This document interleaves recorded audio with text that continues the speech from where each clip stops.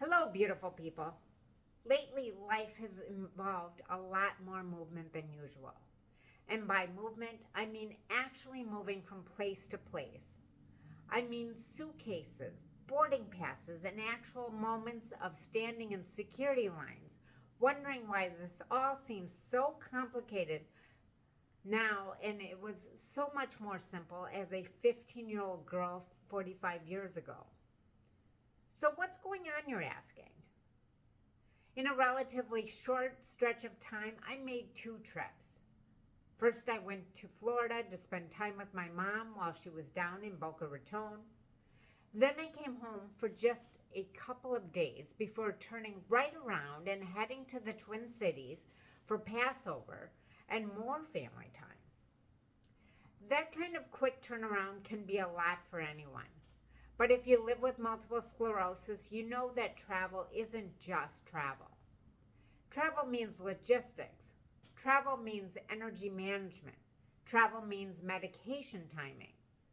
Travel is wondering if your body will cooperate with the plan you made 3 weeks ago.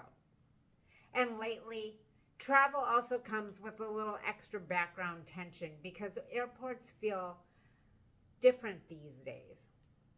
There's more uncertainty in the air than just turbulence. People are arriving at the airports earlier, watching more carefully, paying closer attention to what's happening around them. I definitely felt that. For my Florida trip, I got to the airport ridiculously early because I was mentally prepared for chaos. And then, of course, I got through relatively easy. Murphy's Law, I tell you. Which is usually how life works when you prepare for disaster. Still, that early time did remind me of something important. For me, stress often begins long before the actual stressful event. Sometimes my nervous system starts traveling before my body even leaves home. And that matters because one of the biggest challenges for me, and I know I've talked about this before, is that systems and consistency are everything in my world. They're not just preferences, they are survival tools. Because when you live with MS, and especially when your brain doesn't always process the world in a typical linear way, routine becomes sacred. Routine keeps medications on time.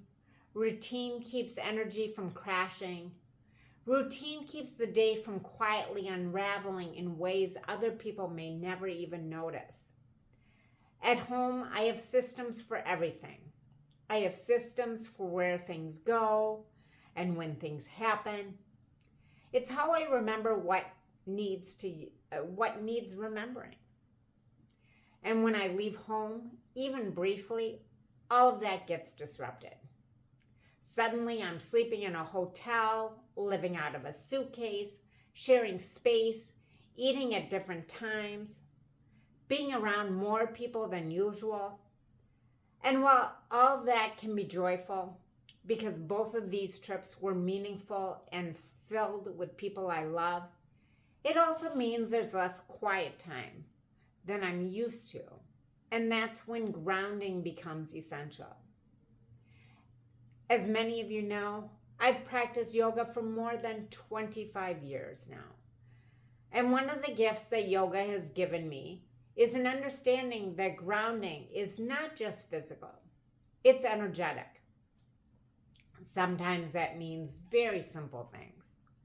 Putting both feet on the ground in a hotel room before I leave or start the day, closing my eyes for a few moments before leaving for dinner, taking a few slow breaths in an airport chair while everyone around me is rushing.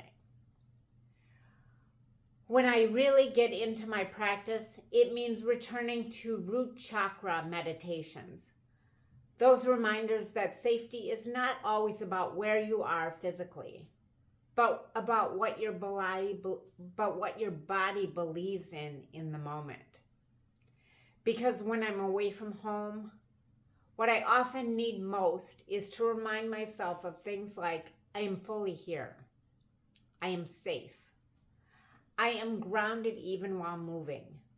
And honestly, that applies to more than travel right now. Life in general feels like it's moving quickly these days. There's a lot happening, a lot to manage, and a lot to hold. Which is why I've been especially grateful for the next very bright piece of news that I want to share with you all. I just crossed the $10,000 mark in my fundraising for Bike MS. That number made me incredibly happy.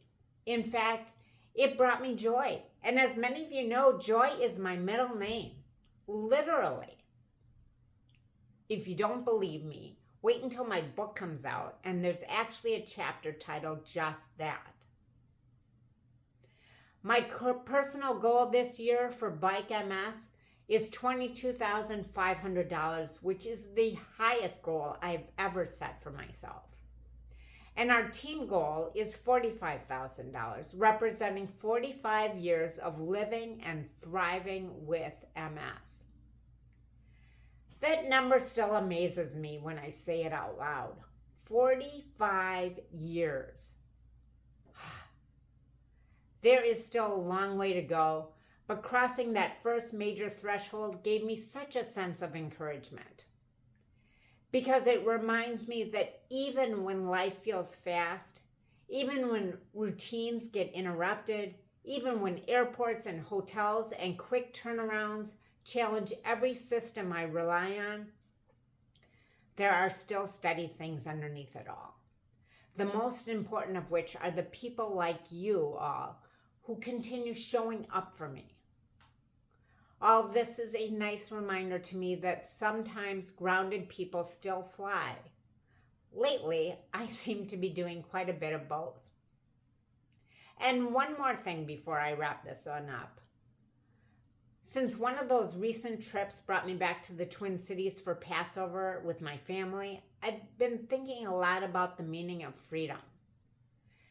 Passover is, at its heart, a story about liberation, about remembering what it means to move through hardship and still find your way to possibility. Every year, that message lands a little differently for me, depending on what life is asking. And this year, I felt especially aware of how much freedom in my own life has been built by many layers of support. Some of that support is very present and immediate. The people who help me every day, who encourage me, who show up, who make it possible for me to keep doing the things that matter most to me. And some of it reaches much further back, to family, ancestors, and people whose choices, sacrifices, and perseverance created the path I now get to walk on in my own way.